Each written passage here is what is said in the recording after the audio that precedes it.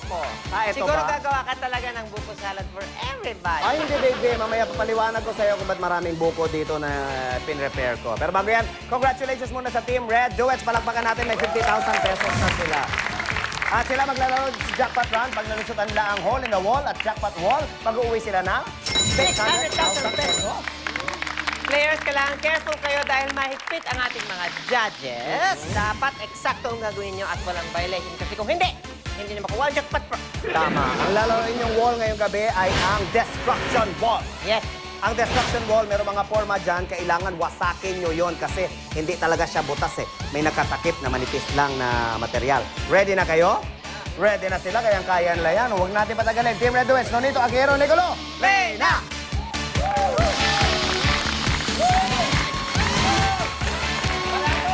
Good luck sa inyo. This is for 600,000 pesos. Laglaga na!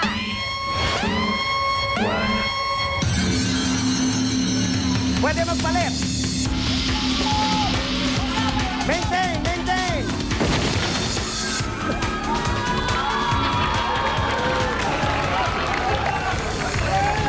Aba naman. Sige, panoorin natin ang instant replay. Tingnan mo ang forma ng mga ito. Talaga. Etong si Akihiro parang Superman star. Ayun. Oh. At napigil niya talaga. Ready na. Bago ang moment of truth, bago natin announce kung sila ay such a winner or such a loser, bigay muna natin ang ating Laglag Award for tonight. Ang ating Laglag Award ay si... Sino nito? Nonito, the Flying Boxer. Oops, nakulit pala. Oops. Si Nonito ay nanalo ng 5,000 pesos worth of services from Bella Medical Group plus 3,000 pesos worth of gift tickets from Cebu Outdoor. Ayan, congratulations sa iyo, Nonito. At ngayon, eto na ang pinakahihintay ng lahat. Decision ng judges kung ang Team Red Duets ay such a winner o such a loser. Angelina. Yaya, nakita natin ang pader, dumaan, at kailangan lang sirain dahil ito ay destruction wall. Totoo yan. At nakita naman natin na nasira naman yung wall. Nasira? Nasira bang totally? Totally?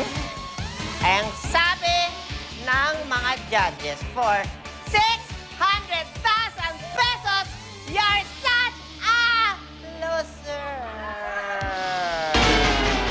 Ayaw pa kasi ni Nicolo, hindi nasira yung ganon. Oo.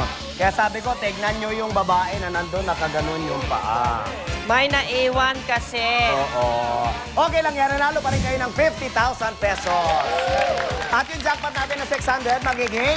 700,000 pesos. Ayan, kaya abangan nyo yan bukas. Oh, yan. Tapos na ang jackpot round. Explain mo sa akin bakit madaming buko nandyan. Ito bang mga ito? Saka saan ka ba kumuha ng perang pabili niyan? Wala naman pa ikaw sweldo this week, Oo nga. Pero alam mo, nag-ready na ako sa maraming buko para pagka naglaro kami after the show, pag naglaro kami ni Edward ng agawang buko, hindi ako maubusan. At saka huwag ka mag-alala, hindi naman ako gumastos nito, hindi ko naman binili ito. Kinuha ko lang doon sa puno, sa kabilang lote, sa tapat na bahay natin. Teka. Kinuha mo yan buko doon sa lote na maraming puno ng nyo? Eksakto, oo. Ang dami pang ang buko doon. Ako kaya lang hindi ko kayang bitbitin, ang bigat-bigat kasi. At saka hindi ko madala lahat dahil dalawa lang ang kamay ko. Ikaw pala nagdakaw ng mga buko mo, Buko mo ba to? Sorry ha, mahilig kasi ako sa buko eh. Gusto mo ng mga buko. Hindi lang buko ang bibigay ko sa'yo. Bibigyan ka ng buko.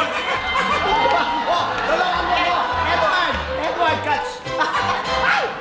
Ay, nakakiyaya talaga. Loser na naman. Naglaglagan ulit tayo bukas sa pinakamasayang game show sa Balatang Revelation, ang...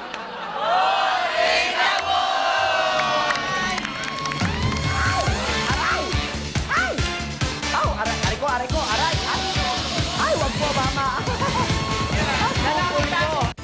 Simulan na ang madamdaming pagmamahalan sa Ikaw Sana